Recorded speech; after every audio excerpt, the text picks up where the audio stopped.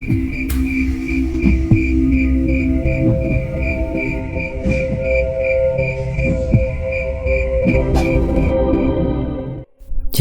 sini, aku mau bicara, ucap Siti tiba-tiba membuka kamar. Padahal aku baru saja selesai mandi pagi ini dan akan berganti baju. Sebentar Siti, tanggung, jawabku. Ya sudah, aku tunggu di ruang tengah, jawab Siti. Kini sikapnya sudah seperti biasanya. Bahkan aku tidak mengetahui malam itu Siti dan Bu Astuti kapan pulang, karena langsung tertidur lelap. Ini bawa teh manis hangatnya, Jat, ucap Niimas berteriak dari arah dapur. Padahal aku mau berjalan mendekat ke arah Siti yang sudah duduk. Padahal sama sekali sepagi ini Niimas tidak pernah membuatkan aku teh manis, dan kondisi lengan Niimas bahkan sudah dililit oleh kain putih. Tumben Ni, ucapku perlahan, menerima satu gelas teh manis hangat, sementara Kasim sedang menikmati rokok dengan kopi di meja makan. Kalau Neng Siti bilang Rukan ini kenapa aku di sana? Ucap Niimas menuju ke salah satu tempat yang menyimpan wadah dekat cucian piring. Anggap saja impas. Amang pernah menolong pertanyaan Neng Siti ke kamu, Jat, sahut Kasim perlahan. Aku hanya mengangguk saja dan mulai paham apa yang dikatakan Niimas, dan setuju dengan ucapan Kasim pagi ini. Karena tidak mau membuat Siti curiga, membuatku langsung mendekat ke arahnya yang sedang duduk sambil memandang kosong ke arah kamar Nek Wati. Lama sekali, Jat, ucap Siti. Ini, minta dulu tembakau mindahin dari plastik punya Kasim, jawabku, sambil menyimpan gelas teh manis hangat dengan mengeluarkan plastik tembakau dari saku celana. Aku cuma tidak ingin kamu ikut campur dengan pekerjaanku saja, Jat, ucap Siti perlahan. Lah, memangnya selama ini apa yang membuat aku mengganggu pekerjaan kamu, Siti? Aneh, ada-ada saja, jawabku perlahan sambil melinting tembakau. Siti langsung terdiam, tidak menjawab ucapanku lagi. Apalagi terlihat Siti sedang memikirkan sesuatu. Sudah, lupakan ucapanku barusan. Aku mau tanya, itu benar Niimas terkena paku di tempat cucian piring kemarin malam? Tanya Siti perlahan, melihat ke arahku dengan tajam. Untung barusan Niimas memanggil aku dulu, ucapku dalam hati, mencoba bersikap tidak mencurigakan di depan Siti saat ini. Iya, semalam Kasim sibuk memberinya obat ramuan di daunan. Aku taunya begitu saja. Emangnya kenapa, Siti? Tanyaku sambil membakar lintingan rokok. Tidak apa-apa, kasihan saja, jawab Siti singkat sambil berdiri dari duduknya dan langsung berjalan ke arah kamarnya begitu saja. Padahal aku masih ingat malam itu Niimas memasukkan tusuk konde yang sebelumnya dipegang Nek Wati ke dalam kotak tanpa dibersihkan terlebih dahulu. Apa mungkin Siti belum membukanya lagi? Ucapku dalam hati sambil minum teh manis hangat pagi ini. Bahkan sampai siang hari Bu Astuti dan Mang Dayat belum juga kembali. Padahal aku menunggunya untuk berbicara soal mengikuti saran Kasim agar pergi dari rumah ini. Namun sampai matahari benar-benar tinggi, aku hanya membantu aktivitas Niimas saja di dapur. Sementara Kasim mengerjakan pekerjaan mengurus kebun dan tanaman punya Ibu Astuti. Lagian pekerjaan ini sudah beres, Jat. Sana keliling kampung atau kemana? Jangan diam terus di rumah, kasihan, pasti bosan. Urusan Nek Wati dan ini bukan tanggung jawab kamu ini, ucap Niimas. Tapi Ni, ucapku masih cemas dengan keadaan Niimas, terlebih kejadian malam itu. Sudah biasa, tidak apa-apa, jawab Niimas. Karena aku masih ingat dengan tempat yang pernah Asrul katakan, membuatku langsung pamit pada Niimas yang tidak bertanya lagi aku akan pergi kemana. Termasuk Kasim yang sedang duduk di teras depan kamarnya, terlihat heran karena aku akan keluar dari halaman rumah, namun tidak menyapaku sama sekali. Pos depan sebelum hutan bambu, mungkin pos ronda, ucapku mengingat ucapan Asrul malam itu. Sementara aku masih ingat hutan bambu itu masih punya Bu Astuti. namun cukup jauh juga jika berjalan kaki. Karena letak rumah yang paling ujung di kampung Sadaya Seni ini, perlahan aku mengingat pertama kali menginjakan kaki di halaman rumah ini. Sebuah malam yang mungkin jadi paling buruk dalam hidupku, ketika Bu Astuti mengajak aku ke kampung ini. Namun tidak ada pilihan lain saat itu, bahkan sampai sekarang. Kebun-kebun hutan jati yang pertama kali aku lewati sebelum hamparan sawah dan beberapa kebun lainnya, agar sampai di tempat yang pernah Asrul katakan. Setidaknya bisa jalan-jalan seperti ini walaupun siang hari, ucapku sambil terus melinting tembakau dan membakarnya. Bisa sejenak melupakan semua kejadian aneh di rumah, walaupun dengan jarak yang ternyata cukup jauh juga untuk sampai ke tujuanku. Kalaupun Asrul tidak ada, anggap saja jalan-jalan, ucapku. Dari kejauhan sudah terlihat seorang perempuan dan laki-laki yang aku kenal mengenakan motor. Laju kendaraan itu semakin mendekat ke arahku. "Jat, mau kemana?" tanya Bu Astuti.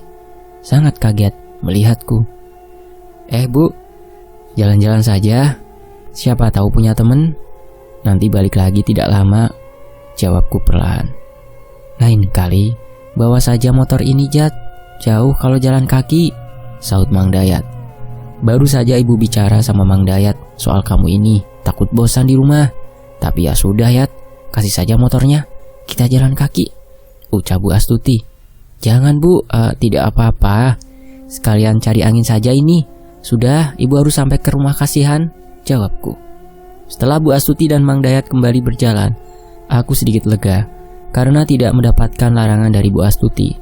Walaupun sayangnya, berbicara di tengah jalan bukan di rumah, sehingga tidak bisa untuk berbicara soal rumah peninggalan keluarga di rumah. Singkat cerita, sesampainya di tujuanku dan pertama kalinya aku duduk di sebuah pos ronda yang terbuat dari bambu dan kayu, membuat beberapa warga kampung sini yang baru pertama melihatku langsung bertanya. Namun ketika aku jawab, saudaranya Bu Astuti, beberapa orang langsung terlihat kaget.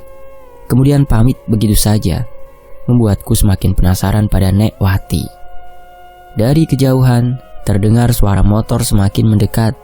Apalagi sepertinya itu adalah Asrul, yang memang dengan sengaja niatku untuk berjumpa dengannya, walaupun tanpa tujuan. Jat, kok sudah di sini saja?" ucap Asrul sambil memarkirkan motornya, kemudian berjalan ke arahku. "Sebentar, perasaan belum tahu nama aku, Rul," jawabku sambil menerima salamnya. "Jat, apapun yang ingin aku tahu di kampung ini, jelas bisa." "Dayat yang cerita malam itu," ucap Asrul. Apalagi dari perawakan yang berisi dengan otot dan gaya bicaranya seperti Asrul bukanlah orang biasa di kampung ini. Ditambah umurnya Asrul, perkiraanku masih muda dan satu usia denganku sekarang. Pantas saja, suntuk di rumah. Tapi lumayan jauh juga ya, jalan kaki barusan, jawabku sambil menerima rokok kretek yang Asrul sodorkan. "Nanti pulangnya aku antarkan, Jat. Tenang." "Kapan Siti pentas, Jat?" "Warga kampung sini sudah dengar kedatangan Juragan Juna ke rumah Bu Astuti. Apalagi kampung Wastu Raja, kalau gelar pesta bakalan ramai," ucap Asrul. "Juragan kaya raya itu ya, Rul?" tanyaku penasaran. "Iya. Nih zaman Nyai Wati Mayangsari, kakeknya Juragan Juna sudah sering kali pakai jasa Nyai buat hiburan. Itu sih aku dengar dari cerita emak di rumah," jawab Asrul sambil menghisap rokoknya. "Benar yang dikatakan Kasim sore kemarin," ucapku dalam hati. Malah ngelamun lagi, Jat," ucap Asrul sambil menepuk pundakku. Maaf Rul," jawabku. "Sebentar, berarti kamu ini anaknya Ibu Lela, adik angkatnya Nyai Wati ya?" ucap Asrul perlahan. Aku langsung kaget apa yang dikatakan Asrul. Apalagi setauku ibuku adalah anak kandung dari Nek Wati. Adik angkat maksudnya, Rul?" tanyaku heran. Kata emak, Nyai Wati punya satu anak perempuan dan satu anak angkat perempuannya juga. Tapi takut salah sih. Maaf Jat, nanti aku tanyakan lagi deh," jawab Asrul. "Emak tahu banget ya, Rul, soal keluarga nenek aku?" tanyaku semakin penasaran. "Dulu kakaknya emak yang seumuran dengan Nyai Wati, namanya Dewi Walakangkian, itu teman dekatnya Nyai Wati satu-satunya, teman menarinya juga. Jadi emak tahu betul, Rul. Tapi kakaknya emak sudah meninggal sejak lama," ucap Asrul menjelaskan. Bahkan anehnya kesempatan yang tidak terduga ini membuat aku tahu banyak hal baru, termasuk bahwa almarhum ibuku adalah adik angkatnya Bu Astuti. Tidak usah bingung, Jat. Ni Imas masih saudaranya emak kok. Kalau tidak percaya tanyakan saja. Makanya itulah malam itu aku mengajak kamu main ke sini. Masih saudara jauh lah kita ini, ucap Asrul perlahan. Dari siang menuju sore, Asrul terus saja bercerita bagaimana seorang Siti Hayati jika sudah menari. Bahkan Asrul sering dibuat jatuh hati pada Siti. Namun ketika bercerita kepada emaknya, selalu dilarang keras. Akibat masih ada ikatan kedekatan dulu dengan Nyai Wati. Sementara aku hanya terus saja mendengarkan cerita Asrul yang terbilang orangnya sangat humoris. Tidak jarang membuat aku tertawa terbahak-bahak. Ayo, aku antarkan pulang, Jat. Lain kali ketemu saja sama emak. Siapa tahu kamu jadi tahu silsilah, Jat, ucap Asrul sambil berdiri. Baik, Rul, mungkin aku tidak akan tanya sama Ni Imas dulu sebelum berjumpa dengan emak kamu, jawabku. Pentas Siti di kampung Wasturaja. Nanti bareng sama aku aja, Jat. Sesekali lihat bagaimana keindahan tarian Siti. Bakalan suka. Siti cantik sekali memang, ucap Asrul sambil tertawa. Apa yang aku ketahui hal baru dari Asrul tentunya menambah rasa penasaranku. Apalagi aku belum pernah mendengar semua hal yang Asrul katakan dari mulut almarhum ibuku. Harapanku sekarang hanya dari Ni Imas dan emaknya Asrul saja untuk menuntaskan rasa penasaranku. Sejenak, keanehan di rumah bisa tergantikan sebentar oleh kehadiran Asrul sebagai teman baru di kampung ini. Bahkan sampai mengantarkan aku pulang. Sampai sini saja ya, Jat. Jangan sampai Ibu Astuti tahu aku antarkan, bisa repot nantinya, ucap Asrul perlahan. Kenapa memangnya, Rul? Tanyaku penasaran. Sudahlah, lain kali berkunjung ke rumah, tanyakan saja rumah Asrul pada warga, pasti tahu, jawab Asrul seperti ketakutan ketika melihat ke arah rumah Ibu Astuti dan langsung memarkirkan motornya begitu saja. Kemudian pergi dengan sangat cepat. Aku langsung berjalan sore ini menuju dapur. Bahkan Imas terlihat sedang memasak saja. Tumben, lama, dari mana saja, Jat? Tanya Ni Imas. Ketemu Asrul nih, jawabku. Ni Imas langsung kaget dan berjalan mendekat ke arahku. Jangan sampai ibu tahu, begitu juga Neng Siti, bisik Ni Imas dekat sekali dengan wajahku. Asrul juga cerita banyak hal nih, termasuk ucapku. Ni Imas langsung menutup mulutku dengan cepat.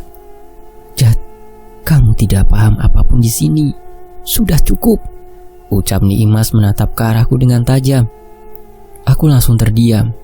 Bahkan Ni Imas bersikap seperti Asrul barusan. Ni, ucapku, jangan bahas sekarang, bentak Ni Imas tiba-tiba. Karena terdengar suara teriakan Bu Astuti dari kamar Nek Wati. Namun anehnya, Ni Imas malah menyuruhku untuk diam di dapur dan tidak mengikutinya menuju kamar Nek Wati. Aku mempunyai keyakinan bahwa Ni Imas juga sama halnya dengan emaknya Asrul yang mengetahui banyak hal di rumah ini, termasuk tentang Nek Wati. Sambil menunggu waktu malam datang, perlahan aku rangkai kembali semua kejadian dan beberapa yang aku ketahui di rumah ini. Anehnya, tetap saja tusuk konde yang melukai Ni Imas menarik pikiranku untuk merenungkan benda itu. Mungkin emaknya Asrul tahu, akan aku tanyakan, ucapku dalam hati. Walaupun kepergiannya sekarang tidak seperti hari kemarin, terlihat sebuah kecemasan ketika menitipkan pesan untuk menjaga Nek Wati. Walaupun keadaan lengan Ni Imas masih belum sembuh sepenuhnya. Setelah Mang Daya datang, Bu Astuti dan Siti pergi begitu saja dari rumah. Nih, kemana memangnya Ibu dan Siti? Tanyaku perlahan sambil menutup pintu depan. Latihan tari untuk nanti ke kampung Wasturaja, jawab Ni Imas. Soal tadi sore nih, ucapku sambil mengikuti langkah Ni Imas. Jaga Nek Wati malam ini ya, sesekali lihat ke kamarnya. Kondisi Nini masih seperti ini. Dengarkan saja ucapan ini, jangan sampai Ibu dan Siti tahu tentang itu, jawab Ni Imas sambil masuk ke dalam rumahnya. Belum saatnya mungkin Ni Imas berbicara soal itu. Padahal banyak sekali yang ingin aku ketahui, ucapku dalam hati sambil duduk di ruangan tengah. Apalagi sebelumnya sengaja pintu kamar Nekwati aku buka setengahnya, sambil membakar setiap linting tembakau. Perasaan aku untuk segera keluar dari rumah ini perlahan aku urungkan. Apalagi banyak hal yang ternyata belum aku ketahui. Apalagi perihal kematian keluarga yang tidak tahu kenapa aku merasa ada kaitannya. Apalagi setelah mendengar semua informasi baru dari Asrul siang tadi. Harus lurus dulu semuanya, setelah itu aku pergi, ucapku dalam hati. Waktu berjalan dengan cepat malam ini. Bahkan aku memutuskan untuk tidur di sofa tua ruangan tengah, agar jika ada yang terjadi pada Nekwati, terdengar langsung olehku. Beberapa kali pintu dapur terbuka. Bahkan sempat aku pastikan hanya Kasim saja yang bolak-balik, sambil terus memikirkan ucapan Asrul dan tingkah aneh Nimas. Juga rentetan kejadian malam sebelumnya lengkap, dengan perempuan di dalam sanggar, membuat mataku cepat sekali terlelap. Beberapa kali aku terbangun dan kembali tertidur, sampai terdengar suara langkah kaki, yang membuatku harus memaksa sekuat tenaga untuk membuka mata. "Kasim," ucapku perlahan. Kasim membawa wadah yang terbuat dari rotan. Jalannya sangat perlahan, sambil mulutnya terus saja bergerak, seperti sedang mengucapkan sesuatu. Bahkan sebelum membuka semua pintu kamar Nekwati, Kasim sudah mengetahui aku yang sudah terbangun. Dengan perlahan, aku mengikuti Kasim yang sudah terlebih dahulu masuk ke kamar Nekwati. Bahkan, aku sangat kaget ketika melihat Kasim sama seperti di dalam mimpiku, sedang menaburkan bermacam-macam bunga ke arah Nekwati yang masih terpejam. "Mang," ucapku. "Bukankah semuanya sudah kamu ketahui dari Asrul?" Jawab Kasim perlahan. Aku langsung dibuat kaget. Bagaimana bisa Kasim mengetahui siang tadi aku berjumpa dengan Asrul? "Untuk apa ini, Mang?" tanyaku perlahan.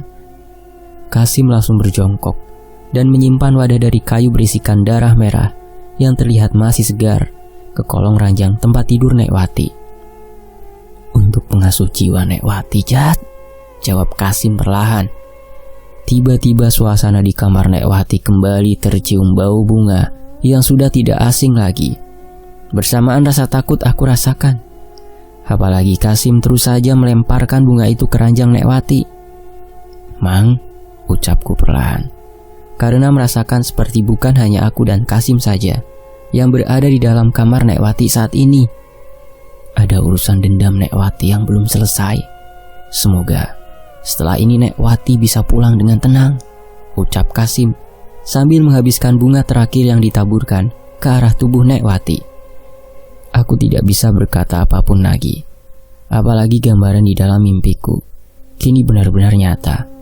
Sekarang yang aku dengarkan bahkan banyak sekali suara seretan langkah kaki di kamar Nekwati.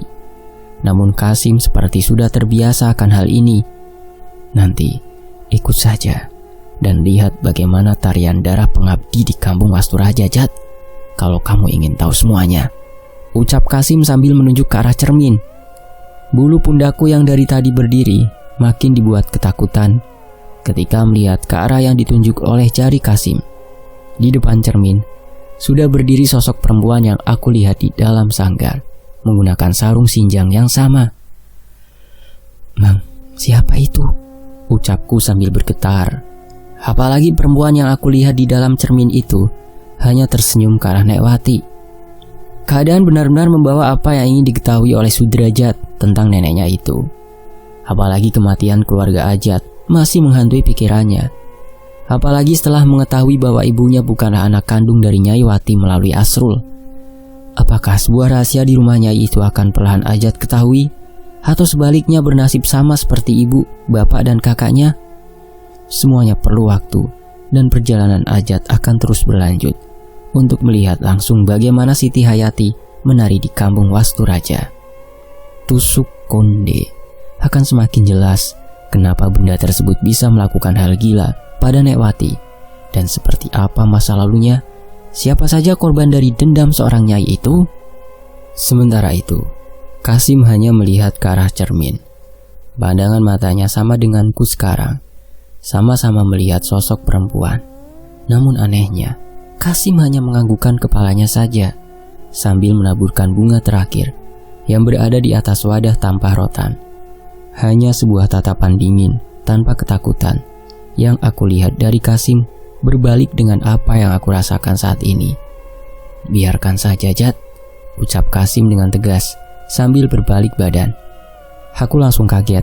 Ternyata hanya ada tetesan darah yang pertama aku lihat di dekat pintu kamar Nekwati. Yang sebelumnya, sosok perempuan itu terlihat jelas di cermin. Aku hanya mengikuti langkah Kasim keluar perlahan dari kamar Nekwati dengan mulut Kasim seperti sedang mengucapkan sesuatu tanpa mengeluarkan suara sedikit pun yang aku dengar. Pintu kamar Nekwati ditutup perlahan oleh Kasim sambil terpincang-pincang. "Mang, tadi ada darah di balik pintu itu," ucapku perlahan. "Bukan urusan kita. Sudah, biarkan saja," jawab Kasim dengan sangat dingin. Langsung berjalan ke arah gorden dan perlahan membukanya, sehingga sanggar bisa terlihat dengan jelas, kemudian duduk di kursi yang sebelumnya aku gunakan untuk tidur. "Apalagi ini?" ucapku dalam hati sambil terus merasakan kecemasan. Apalagi kejadian menakutkan yang kesekian kalinya lagi di kamar Nekwati baru aku rasakan. Kasim hanya mengeluarkan tembakau dari saku celananya, melintingnya dengan perlahan, lalu membakarnya. Pandangannya hanya menatap ke arah pintu kamar Nekwati dan sesekali ke arah sanggar. "Linting, Jad," ucap Kasim perlahan, sambil memberikan plastik berisikan tembakau. Aku langsung menerimanya, sambil melihat beberapa kali ke arah sanggar. Sama halnya yang dilakukan Kasim. Hanya pekatnya gelap malam saja, dan lampu berwarna kuning menyala yang aku lihat. Walaupun tiba-tiba aku teringat kejadian tadi sore di dekat sanggar itu. "Mang, kenapa gorden dibuka dan Amang beberapa kali melihat ke arah sanggar?" tanyaku tiba-tiba memberanikan diri, karena sangat penasaran sekali. Kasim tidak langsung menjawab, hanya menikmati setiap hisapan pada lintingan rokoknya. Kemudian mengeluarkan asapnya dengan perlahan. "Amang kasihan sama kamu, Jad. Mau bagaimanapun juga, kita sama-sama lelaki yang sudah tidak memiliki keluarga. Di usia kamu sekarang, Amang paham betul rasanya seperti apa ditinggalkan oleh kematian," ucap Kasim tiba-tiba. "Maksudnya, Mang?" tanyaku perlahan sambil menghisap rokok. "Hal ini harusnya hanya Neng Siti Hayati saja yang mengetahui, tapi tidak apa-apa. Lagian ini bukan sebuah janji kepada Nyai," ucap Kasim sambil mematikan rokok di atas asbak. Aku langsung terdiam mendengarkan ucapan Kasim, walaupun belum sepenuhnya paham, apalagi nama Siti ikut disebutnya. "Nyai yang Amang maksud Nekwati?" tanyaku tiba-tiba. Karena menunggu cukup lama, Kasim membuka lagi mulutnya itu. "Nyai Wati benar, Jad. Dulunya sanggar itu bukan tempat orang-orang latihan menari, bukan. Tempat itu sakral bagi Nyai. Cermin dan lemari itu awalnya dari sana. Sebuah tempat bernama sanggar, yang sebenarnya sering dilakukan Nyai berdiam diri sangat lama, sebelum pentas bersama sosok perempuan yang tadi kamu lihat di cermin. Perempuan jelmaan dari perjanjian dan pengabdian kepada mereka yang gaib itu untuk dendamnya Nyai," ucap Kasim menjelaskan sambil menatap ke arahku dengan serius. "Aku baru dengar hal ini, Mang. Ada kaitannya dengan Siti?" tanyaku mencoba tetap tenang, walaupun beberapa kali mengikuti gerak mata Kasim ke arah sanggar. Duk, duk, duk. Tiba-tiba terdengar suara ketukan tongkat dari arah kamar Nekwati. Baru saja aku akan berdiri, tangan Kasim langsung menahan. "Sudah, biarkan," ucap Kasim. "Tapi Mang," jawabku langsung kembali duduk. "Tentu ada kaitannya dengan Siti. Alat tepatnya, Juragan Mijan dan keturunannya dan orang-orang yang dianggap Nyai berkhianat harus mati ditusuk kondenya itu," ucap Kasim terlihat sambil mengingat sesuatu di dalam kepalanya yang coba dikatakan kepadaku. Dan beruntungnya Nimas tidak terbangun dari tidurnya. Aku langsung kaget dengan ucapan Kasim. Apalagi baru pertama kali mendengar nama baru yang baru aku ketahui. Juga tentang tusuk konde yang pernah aku lihat menyayat tangan Nimas. Bahkan kejadian pertama kali aku melihat kotak hitam di dalam lemari tua itu. Benar-benar aku ingat kembali. Anaknya Juragan Mijan, berarti Juragan Junah? Ucapku perlahan. Harusnya iya, dan tidak akan meleset lagi. Tahun yang ditunggu mungkin ini waktunya. Setelah kematian Ella, ibu kamu, Ucap Kasim langsung berdiri, berjalan terpincang-pincang ke arah gorden dan menutupnya kembali. Duk, duk, duk. Berbarengan dengan ucapan Kasim, terdengar kembali suara ketukan tongkat dari kamar Nek Wati. Mang, ada kaitannya dengan kematian ibu, bapak dan kakak aku? Tanyaku semakin penasaran, walaupun kemudian perasaanku yang jadi tidak tenang. Harusnya Asrul sudah bercerita banyak kepada kamu, Jad. Dan pertanyaan itu sudah ada jawabannya, jawab Kasim dengan sikap dinginnya. Belum selesai Kasim menceritakan kaitannya dengan Siti, Kasim sudah menyuruh paksa agar aku masuk ke dalam kamar dan tidur, sehingga Kasim yang akan menjaga Nek Wati malam ini. Setelah melihat pentas di kampung Wasturaja, nanti juga kamu akan paham dengan sendirinya, Jad, kata Kasim sambil membuka kamar Nek Wati yang masih penuh dengan bunga. Membuatku semakin kebingungan dan sangat penasaran dengan pentas tersebut. Apalagi Kasim sudah berbicara untuk kedua kalinya tentang hal barusan. Sementara apa yang baru saja aku dengar tentang Nek Wati tidak jarang membuatku tidak percaya bahwa meninggalnya Ki Pati Lamak meninggalkan luka yang begitu sangat mendalam. Sama halnya yang sedang aku rasakan saat ini, dengan segala keanehan dan kebingungan, mengantarkan aku terbaring di atas kasur malam ini dan masih bisa melihat dengan jelas dari pintu kamar yang tidak aku tutup rapat bagaimana wajah cemas Kasim yang sudah kembali duduk. Sementara itu, tidak biasanya dalam tidurku, aku terbangun cukup pagi. Apalagi tidak ingat malam itu aku bisa terlelap begitu saja. Setelah perlahan yang ingin aku ketahui keluar dari mulut Kasim begitu saja. Walaupun tidak yakin almarhum ibuku sendiri termasuk dari bagian dendam Nek Wati. Jad, sini, ucap Niimas yang baru saja melihat aku keluar kamar. Niimas hanya memegang plastik hitam. Dari arah kamar aku melihatnya sangat jelas. Kenapa, Ni? Sudah mendingan luka ini? Ucapku melihat ke arah lengannya. Sudah tertutup oleh baju lengan panjang yang dikenakan Niimas. Alhamdulillah, sudah sedikit membaik. Ibu dan Neng Siti sudah pulang. Soal ini jangan bilang kamu tahu ya, ucap Niimas sambil menunjukkan plastik hitam berisikan bunga yang aku ingat malam itu bekas Kasim. Iya, Ni, itu dari kamar Nek Wati, tanyaku penasaran untuk sekedar memastikan. Kasim sudah cerita semuanya pagi tadi soal kamu semalam dengan Kasim. Nini harap jangan sampai Neng Siti dan Ibu Astuti tahu saja. Sudah, semoga saja yang diinginkan Kasim benar adanya, ucap Niimas sambil berjalan meninggalkan aku, membawa plastik hitam itu keluar dari dapur. Kapan memangnya pentas itu? Ucapku dalam hati sambil duduk di kursi meja makan. Tidak ada sarapan pagi bersama di meja makan. Kasim sudah sibuk dengan pekerjaannya sejak pagi. Aku hanya ditemani Niimas saja. Setelah membantu pekerjaannya pagi ini, bahkan Ibu Astuti dan Siti belum terlihat keluar dari kamarnya. Yat, ayo sini sarapan, ucap Niimas tiba-tiba ketika melihat Mang Dayat masuk melalui pintu dapur. Sudah nih di rumah, Jat, nanti bantu angkutin barang ya, jawab Mang Dayat. Barang apa, Mang? Tanyaku yang baru saja selesai menghabiskan makanan di atas piring. Palingan juga barang-barang yang mau dibawa oleh Ibu Jat buat pentas malam ini, sahut Niimas. Mang Dayat hanya mengangguk saja, apalagi sambil membakar rokoknya. Biar satu balikan maksudnya, mumpung ada Kasim dan kamu, Jat. Biasanya kalau mau pentas di acara besar begini, bawaan ibu suka banyak, ucap Mang Dayat. Seketika aku ingat ucapan Kasim semalam. Bahkan bukan satu kali saja menyuruh aku untuk menyaksikan pentas itu. Nah, itu Mang Dayat. Mang, itu ditunggu ibu di depan, ucap Siti tiba-tiba sambil berjalan ke meja makan, membuat Niimas langsung berdiri dari duduknya. Baik, Neng, jawab Mang Dayat dan langsung berjalan ke arah depan dengan tergesa-gesa. Siti langsung bercerita kepadaku, menceritakan bagaimana keadaan badannya yang kelelahan karena baru saja tiba di rumah ketika dini hari. Bahkan aku mencium wangi dari arah Siti sangat menyengat. Padahal aku yakin sekali Siti belum mandi pagi ini. Kirain semalam kamu, Jat, yang jaga Nek Wati, ucap Siti perlahan. Gantian sama Kasim, sudah ngantuk banget semalam, jawabku sambil menghisap rokok. Apa mau Nini panggil orang yang biasa mijat ibu, Neng? Sahut Niimas, memotong ucapan Siti selanjutnya dan memberikan anggukan kepala ke arahku agar beranjak pergi dari meja makan.